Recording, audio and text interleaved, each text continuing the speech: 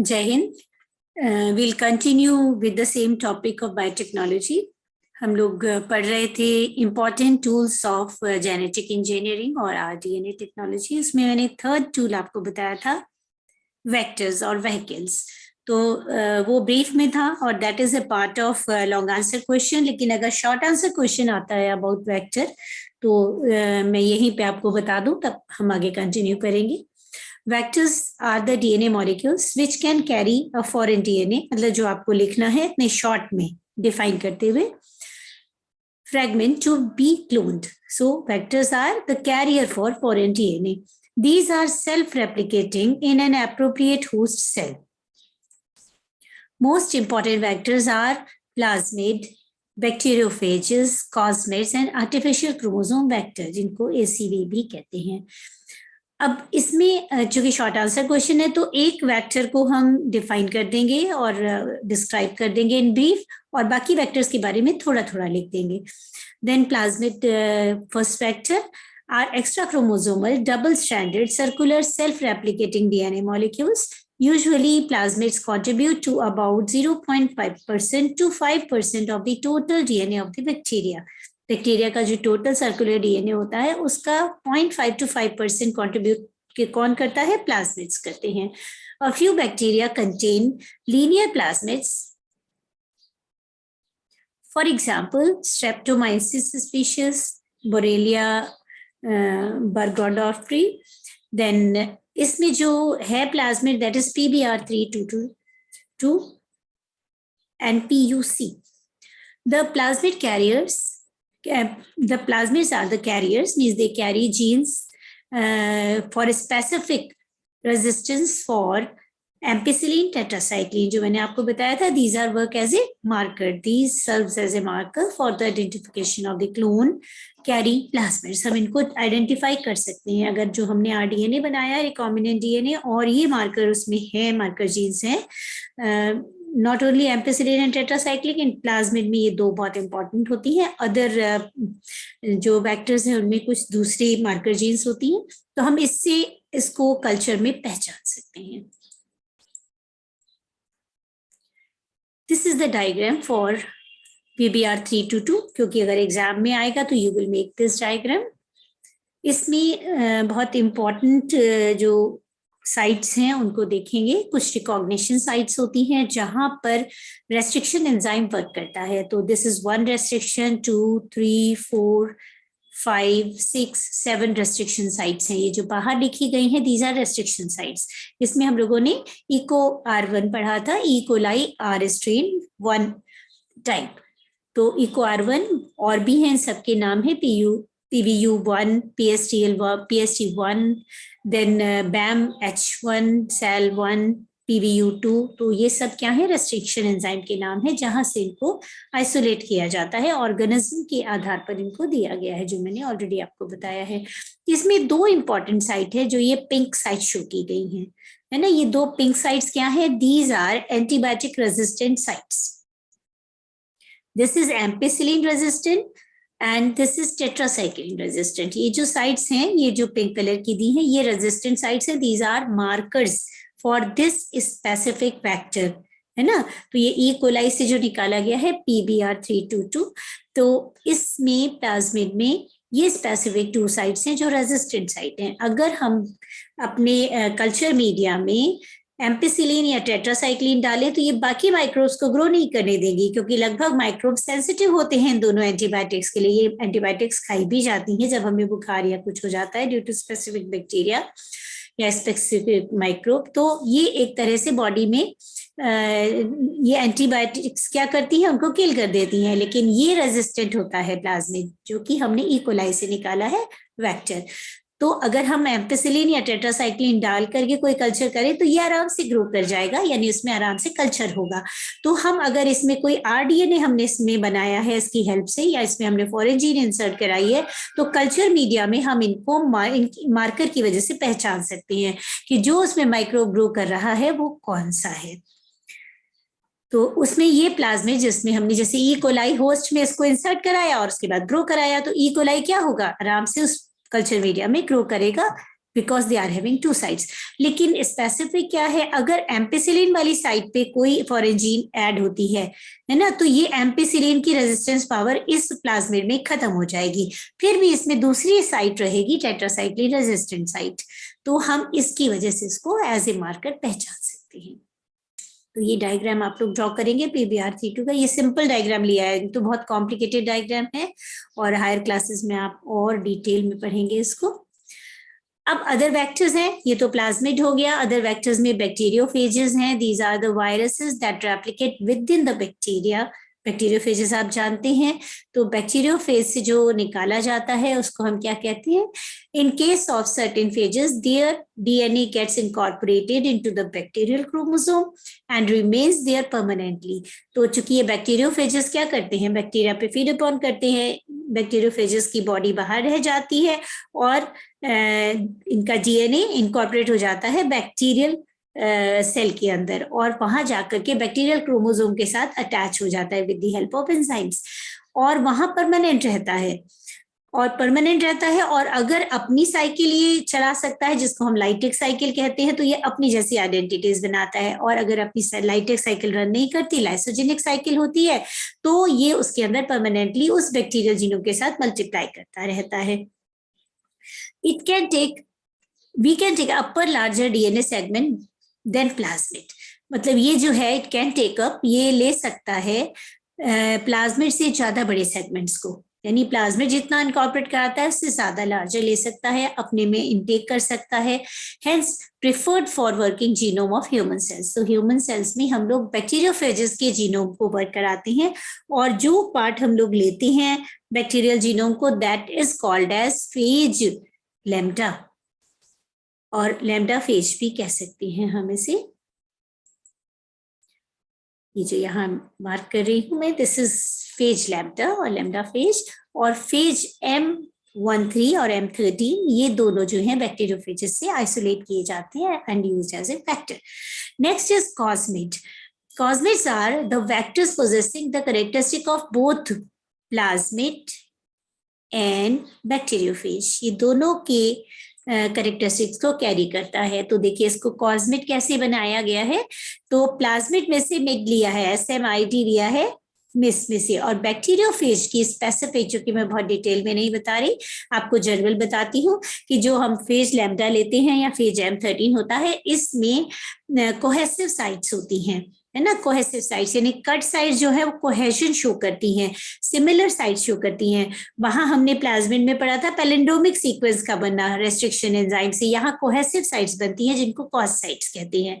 तो cohesive sites और plasmid से MIG लिया, तो हम लैम्डा बैक्टीरियोफेज लैम्डा से क्या लेते हैं, कोहेसिव साइट, और प्लाज्मिड से उसकी बाकी कैपेबिलिटी यानी ओरिजिन ऑफ मल्टीप्लिकेशन ले लेते हैं, या उसमें रेजिस्टेंट जीन मार्कर ले लेते हैं। इन दोनों को अटैच करा करके एक हाइब्रिड वेक्टर बनाया जाता है जिसको हम कॉस्मिड कहते हैं। तो cosmid is a hybrid vector. These carry larger fragments of foreign DNA compare to the plasmid. Again phage DNA, चूंकि फेज DNA में पावर ज्यादा फॉरेन DNA को अटैच कराने की है, तो वो कैपेबिलिटी इस फेज DNA के साथ आ जाती है, और रेप्लिकेशन की पावर प्लाज्मिड से आ जाती है, मार्कर प्लाज्मिड से आ जाते हैं। तो ये कॉस्मिड बहुत एफिशिएंट वेक्टर कहलाता है, और ये आर्टिफिशियली प्रिपेयर्ड है with the help of host cell. तो ये इसको हम कह सकते हैं this is hybrid vector. Then artificial chromosome vector,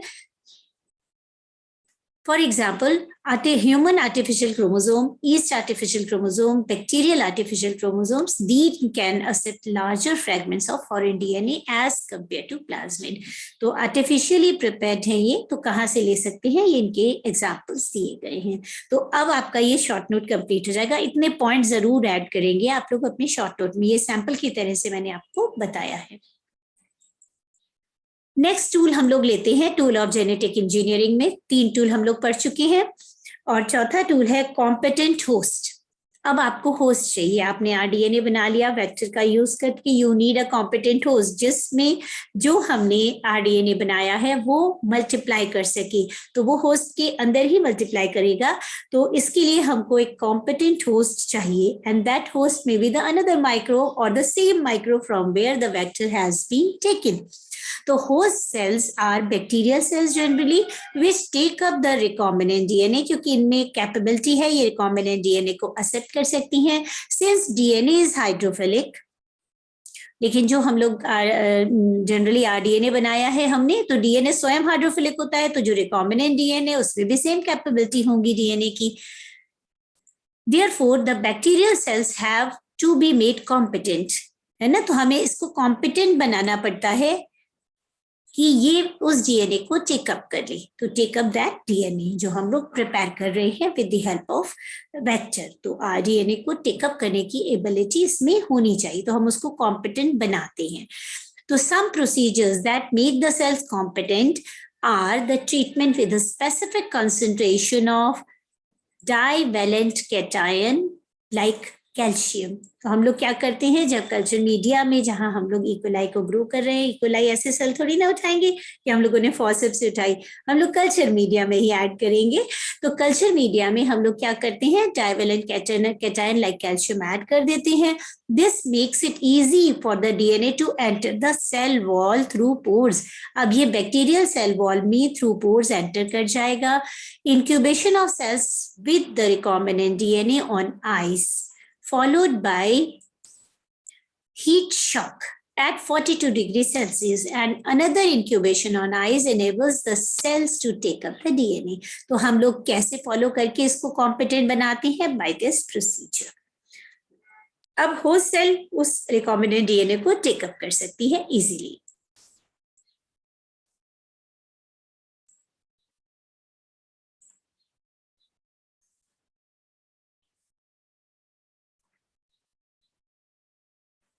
अब ये मेथड ऑफ जीन ट्रांसफर बताया गया है, तो किस तरह से जीन को ट्रांसफर किया जाए हम लोग हो कॉम्पिटेंट होस्ट में करें. तो we have two methods, one is direct method, another is biological method और indirect method. Now direct method includes several other sub methods, यानी कोई भी एक मेथड यूज करेंगे हम. द फर्स्ट मेथड जो मैं शुरू में आपको प्रोसीजर के समय बताया था, बायोलिस्टिक और particle gun method. Second is PEG or PG method, polyethylene glycol method. Next is ये और liposome method भी कहते हैं इसको. Third is silicon carbide method. We use that for injecting. Then fourth is micro injection and macro injection, यानी injectable होता है, तो कैसे इंजेक्ट किया जाता है, through technique. And next is ultrasonification, यानी हम वाइब्रेशंस दे करके अल्ट्रासोनिक वेव्स के थ्रू हम वाइब्रेट करते हैं, तो वो उस होस्ट सेल में इनकॉर्पोरेट होता है और take up by that particular host cell. Next is electroporation, तो हम इलेक्ट्रिसिटी का यूज करते हुए उन पार्टिकल्स को यानी आयनिक फॉर्म में इंट्रोड्यूस करा सकते हैं, आयनिक एक्सचेंज जैसी प्रोसेस से. देन बायोलॉजिकल और इनडायरेक्ट मेथड है, जिसमें हम लोग बायोलॉजिकल ऑर्गेनिज्म यूज करते हैं to introduce that particular gene into the host. Then that is the Agrobacterium tumefaciens, TI plasmid जो मैंने आपको बताया था, और Agrobacterium rhizogenes. ये दो जो है ये बायोलॉजिकल ऑर्गेनिजम्स हैं. ये ट्यूमर इंड्यूसिंग मैंने आपको बताया था TI प्लाज्मिड के साथ, तो हम इसका भी यूज करके इसको होस्ट में इंट्रोड्यूस करा सकते हैं.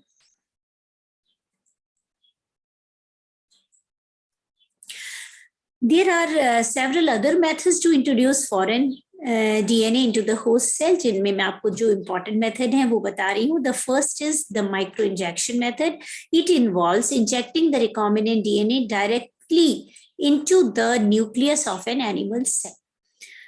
And second, ballistic method or gene gun method, we also called it as bombards plant cells with high velocity microparticles of gold or tungsten coated with DNA. तो जो हम लोग DNA यूज करते हैं उसको कोटिंग कर देते हैं गोल्ड और टंगस्टन के माइक्रो पार्टिकल्स में और इसका बम्बार्डमेंट करते हैं होस्ट सेल पे, तो वो होस्ट सेल के अंदर इंट्रोड्यूस होता है. अब नेक्स्ट क्वेश्चन आपका यहाँ तक हो गया आपका प्रोसीजर, और एक शॉर्ट आंसर क्वेश्चन भी मैंने आपको बता दिया। मेथड्स पे भी आता है कभी कभी क्वेश्चन, तो methods to introduce into the host cell वो भी मैंने आपको बता दिया। क्वेश्चन है ये शॉर्ट आंसर क्वेश्चन आते हैं। नेक्स्ट हम आते हैं पार्ट ऑफ बायोटेक्नोलॉजी में जो आपके कोर्स में है, ट्रांसजेनिक प्लांट्स, है ना। इस पे क्वेश्चन आता है, short answer question. Now what are transgenic plants? तो अब तो हम समझ चुके हैं कि जिनमें हमने कोई भी रिफॉर्म किया है, जेनेटिक इंजीनियरिंग की है, या हमने बाहर से कोई फॉरेन जीन ऐड कराई है। प्रोसीजर तो अलग है, थ्रू वेक्टर ऐड कराते हैं, फिर वो एक्सप्रेशन शो करता है। तो मैंने आपको एग्जाम्पल जहां से शुरू किया था पढ़ाना, यानी नाइट्रोजन फिक्सिंग जीन। अगर नाइट्रोजन फिक्सिंग जीन को हम नॉन नाइट्रोजन फिक्सर्स में ऐड कराएं, यानी हम लेग्यूमिनस प्लांट्स में जो कैपेबिलिटी राइजोबियम के थ्रू नाइट्रोजन फिक्सेशन की होती है with the help of formation of nodules, उस NIF जीन को हम non leguminous plant like cereals, rice, wheat, maize, इनमें इंट्रोड्यूस करा दें। उनमें तो नोड्यूल्स नहीं बनते, नाइट्रोजन फिक्सिंग कैपेबिलिटी नहीं होती। लेग्यूम्स में ही क्यों है और क्या होता है? लेग्यूम्स में ये सिम्बियोटिक एसोसिएशन करते हैं, और लेग्यूम्स में नाइट्रोजन अपटेक की भी पावर ज्यादा होती है, वो पूरा प्रोसेस नाइट्रोजन फिक्सेशन का है, तो वहां पर सिम्बियोटिकली नाइट्रोजन फिक्स करने की कैपेबिलिटी है। तो legumes are nitrogen fixers with the help of rhizobium inside the nodules. लेकिन जो नॉन लेग्यूम्स हैं, उनको नॉन लेग्यूम्स इसीलिए कहते हैं क्योंकि वो नाइट्रोजन फिक्सर नहीं है। लेग्यूम्स में प्रोटीन सिंथेसिस ज्यादा होती है, क्यों? क्योंकि नाइट्रोजन फिक्सिंग होती है, और वो नाइट्रोजन कहाँ जाके फिक्स होती है? नाइट्रोजन कंटेनिंग एमिनो एसिड्स में, और वो एमिनो एसिड्स क्या बनाते हैं? प्रोटीन्स बनाते हैं। तो अगर हम वो कैपेबिलिटी नॉन लेग्यूम्स में डेवलप कर दे जिनमें कार्बोहाइड्रेट ज्यादा स्टोर होता है, तो नाइट्रोजन भी अगर वो फिक्स करने लगेंगे तो उनमें प्रोटीन कंटेंट भी बढ़ जाएगा। Suppose proteins in rice with carbohydrate, proteins in wheat with carbohydrate, तो इस तरह से ये कैपेबिलिटी हम लोग बढ़ा सकते हैं। तो ऐसे प्लांट्स जिनमें हम लोग मॉडिफिकेशन करते हैं, those are called as transgenic plants. Transgenic plants are plants that have been genetically modified by inserting genes directly into a single plant cell.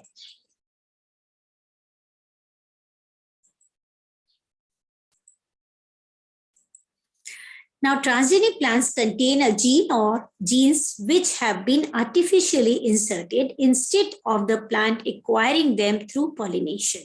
क्योंकि जब जो जनरेशन आगे बढ़ती है तो जीन्स कैसे आगे बढ़ती हैं?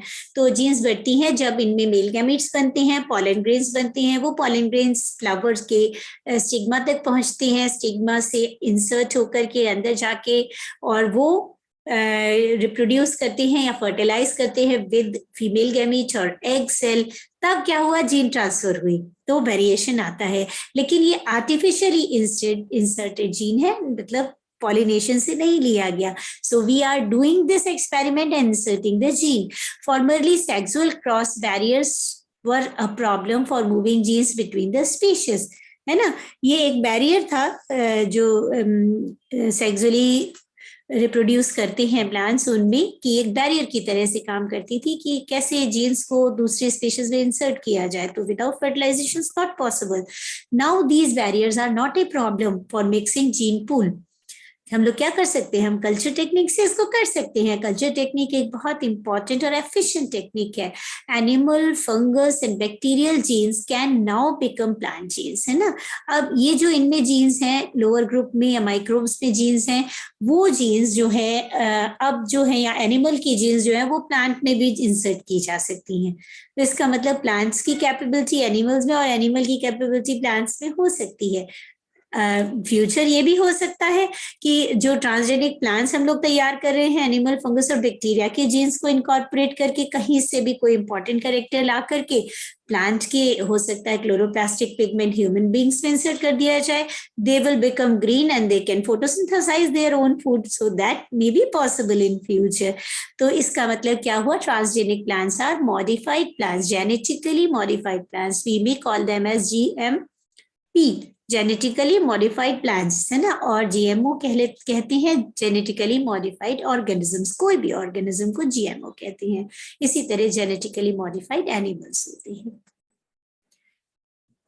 Now,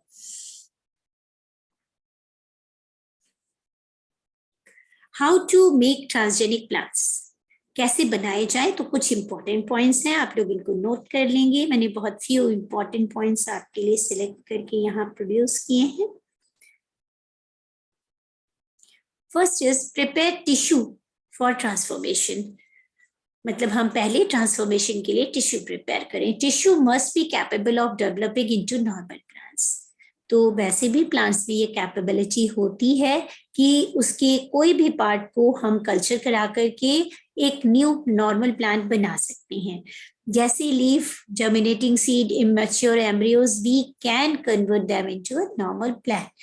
introduce DNA. Now second step, already हम लोग प्रोसीजर आरडीएनए का पढ़ चुके हैं। Now locate genes for plant traits. हमें कौन सा प्लांट ट्रेट का जीन मॉडिफाई करना है ना, हम किस ट्रेट को लेके मॉडिफाई, जैसे फॉर एग्जांपल हम ड्रॉट रेजिस्टेंट प्लांट्स बनाना चाहते हैं, तो जो जीन्स ड्रॉट सेंसिटिव है we may change them into the resistant jeans.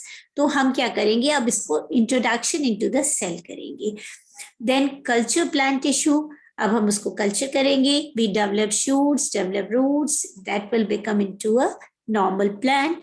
Now field test the plant. अब हमने जो प्लांट तैयार किया है इंसर्शन ये आरडीएनए टेक्नोलॉजी से इंट्रोड्यूस करेंगे, वो पूरी टेक्निक आप जानते हैं।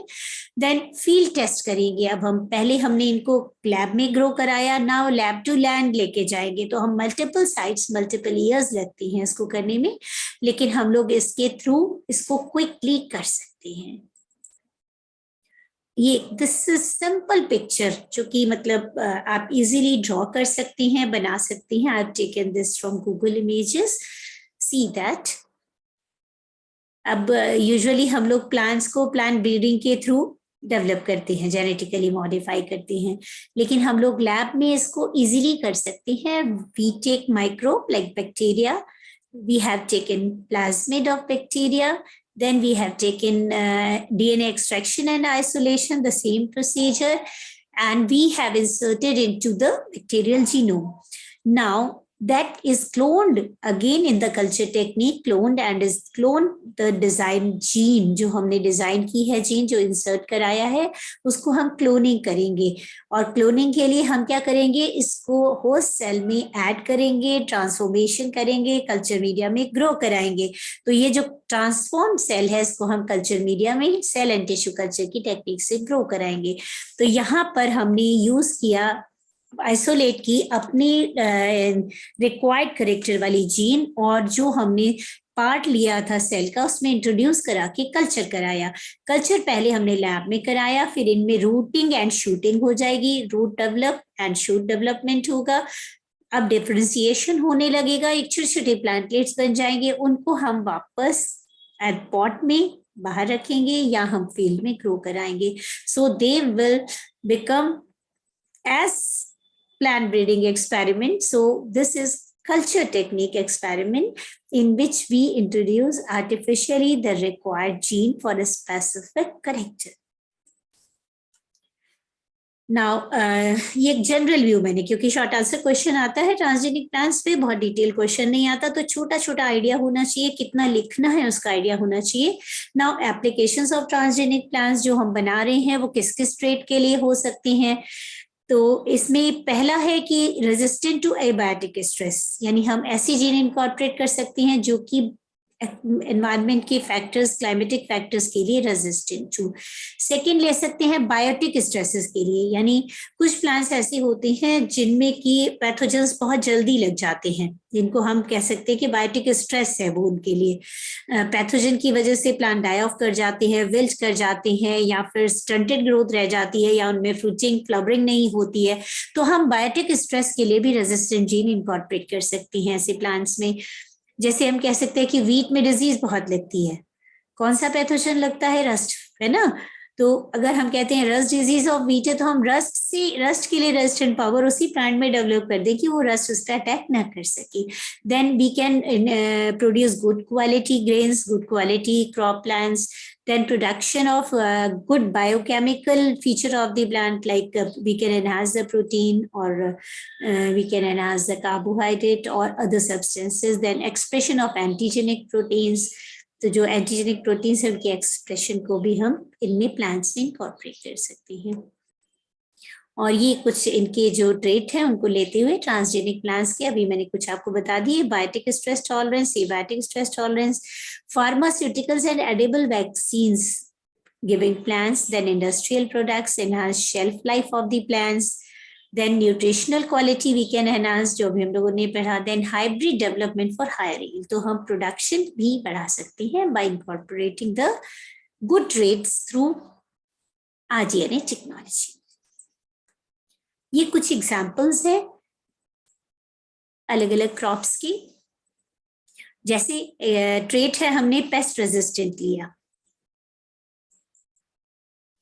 we have taken pest resistant trait, तो ये इसका एडवांटेज क्या होगा कि लेस डैमेज टू इंसेक्ट्स होगा। पेस्ट भी इंसेक्ट के ही लार्वी और अदर पार्ट्स होते हैं, तो इंसेक्ट वायरस और बैक्टीरिया लेस डैमेज कॉज करेंगे अगर हमने पेस्ट रेजिस्टेंट करेक्टर इनकॉर्पोरेट किया, और जनरली कॉर्न में, मक्का में इसको किया गया है। देन हर्बिसाइड रेजिस्टेंट, मतलब अगर हम जो ट्रीटमेंट देते हैं जब हमारे पौधे जो हैं वो हर्बिसाइड्स क्या होती हैं, हर्ब्स को किल करने के लिए, तो हम लोग इनकी वजह से नॉर्मल पौधे भी किल हो जाते हैं, तो हम उन पौधों में हर्बिसाइड रेजिस्टेंट क्वालिटी डेवलप कर दें तो वो केवल जो है हर्बिसाइड्स किसको किल करेंगी, वीड्स को, जंगली खरपतवार को, क्रॉप्स पे कोई नुकसान नहीं करेंगी। तो कॉटन के लिए इसको डेवलप किया गया, तो इसको हम जेनेटिकली मॉडिफाइड कॉटन कहते हैं। देन डिलेड राइपनिंग, अगर राइपनिंग जल्दी हो जाती है तो टोमेटो खराब हो जाते हैं, तो हम शेल्फ लाइफ बढ़ा सकते हैं। तो हम लोग डिले राइपनिंग कर दें टोमेटो की और उसको हम फिर डैमेज से बचा सकते हैं और उनकी शेल्फ लाइफ इंक्रीज कर सकते हैं, तो टोमेटो में है ये। देन मिनिएचर साइड, हम छोटे छोटे तरबूज इतने बड़े बड़े होते हैं और छोटे छोटे भी मिल रहे हैं अब आपको, लेकिन वो तो ब्रीडिंग के थ्रू डेवलप किए गए हैं, तो हम लोग कल्चरल टेक्निक से भी इनको डेवलप कर सकते हैं। मिनिएचर साइज ऑफ वाटरमेलन, तो ये इसमें ईटिंग क्वालिटी इसकी बढ़ जाती है।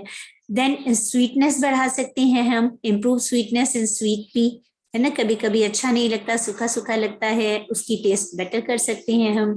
कोल्ड रेजिस्टेंस इंक्रीज कर सकते हैं as in strawberries. Then high starch developing varieties develop कर सकते हैं एज पोटैटो, है ना, जिससे क्या होगा कि ये कम ऑयल गेन करेगा। जब हम इसको तलते हैं तो ज्यादा ऑयल ले लेता है, अगर हम हाई स्टार्च कर देंगे तो वो कम लेगा फ्राई करने पर। Then polyester gene added better fibre, polyester gene अगर हम कॉटन में ऐड कर दे तो अच्छा फाइबर निकलेगा जो जल्दी डिटोरेट नहीं होगा, सॉफ्ट भी होगा। हम ग्रोथ हार्मोन्स भी ऐड करके फास्टर ग्रोथ कर सकते हैं as in salmon. Then hepatitis B virus protein added to banana, अगर हम हेपेटाइटिस बी के लिए वैक्सीन की जगह पर हम बनाना के लिए बनाना में ही ऐड कर दें तो हमें अलग से इंजेक्शन नहीं लेना पड़ेगा और बनाना खाने से ही इम्यूनिटी हेपेटाइटिस के लिए बढ़ जाएगी। So like that these are all genetically modified plants.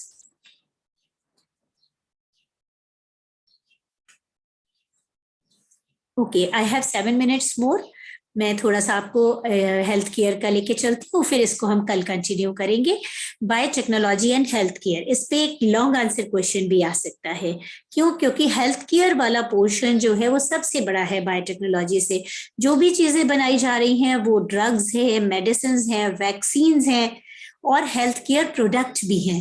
Health care product में प्रोटीन है, विटामिन्स हैं, तो ये क्या है, हेल्थ केयर सेक्शन सबसे बड़ा है बायोटेक्नोलॉजी का यूज करके। पहले बहुत समय लगता था इन प्रोडक्ट्स को बनाने में अगर हम लैब में करते थे, अब हम थ्रू RDNA टेक्नोलॉजी जल्दी से जल्दी इनको इनकॉर्पोरेट कर सकते हैं। इवन हम होस्ट के अंदर वो कैपेबिलिटी डेवलप कर सकते हैं कि वो बहुत सारे सब्सटेंसेस को या हमारे लिए मेडिकली इंपॉर्टेंट सब्सटेंसेस को जो बनाना भी हम लोगों ने एग्जांपल लिया, तो इसको हम बायोटेक्नोलॉजी एंड हेल्थ केयर को दूसरा टर्मिनोलॉजिकली नाम देते हैं, it is also called as red biotechnology. तो आप लोग जब कंपटीशन के लिए तैयार करते हैं तो ये छोटी छोटी टर्म्स इंपॉर्टेंट होती हैं। It includes production of medicine, pharmaceuticals, product for treating और diagnostic disorders. Next is designing of organism to manufacture antibiotics and vaccines, यानी ऑर्गेनिज्म खुद ही बनाने लगे उनको, उनके अंदर ये कैपेबिलिटी हो जाए। Engineering of genetic defects through genome manipulation, then use in forensic science through DNA profiling.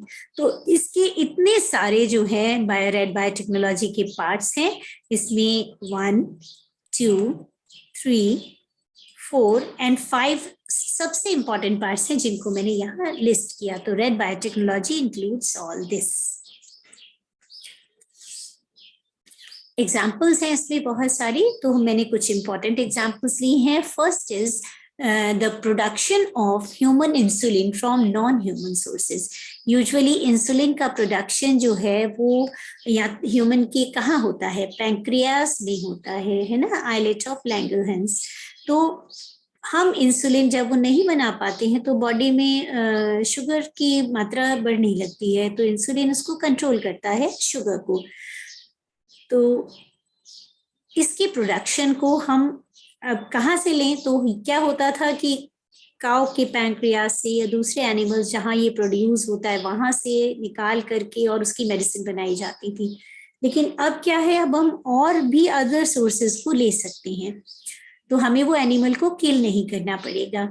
Second is production of hormones like interferons, जो कि बॉडी में इम्यून सिस्टम, इम्यून रिस्पॉन्स का पार्ट है। साइटोकाइनेंस प्लांट्स के लिए important है। Steroids animals के लिए भी इंपॉर्टेंट है, ह्यूमंस के लिए भी और प्लांट्स के लिए भी इंपॉर्टेंट है।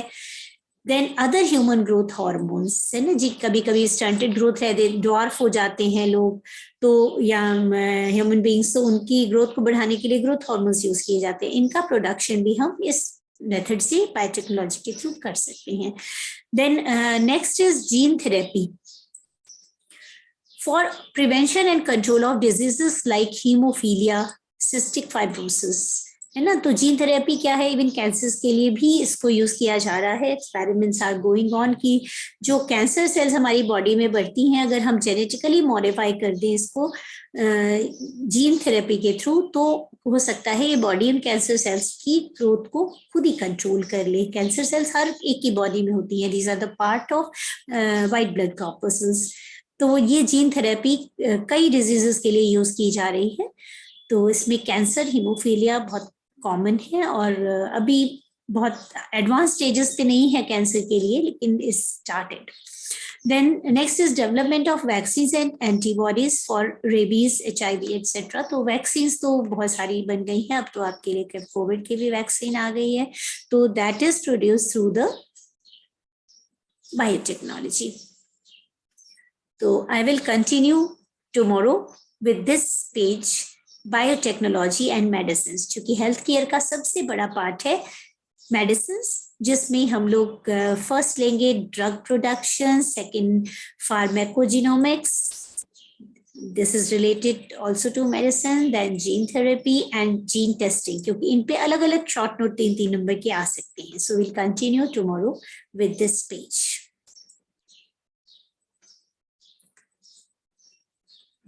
If you have any query, you may ask, or you may write in the chat box. Prepare according to the question also.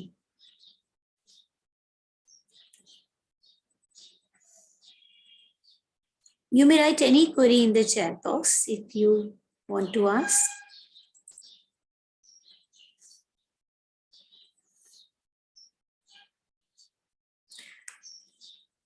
So it might be possible tomorrow is a Sunday and we are having a big exam in the college in 2 shifts, from 8 to 10 and in the evening from 2 to 4. So I may be late coming back.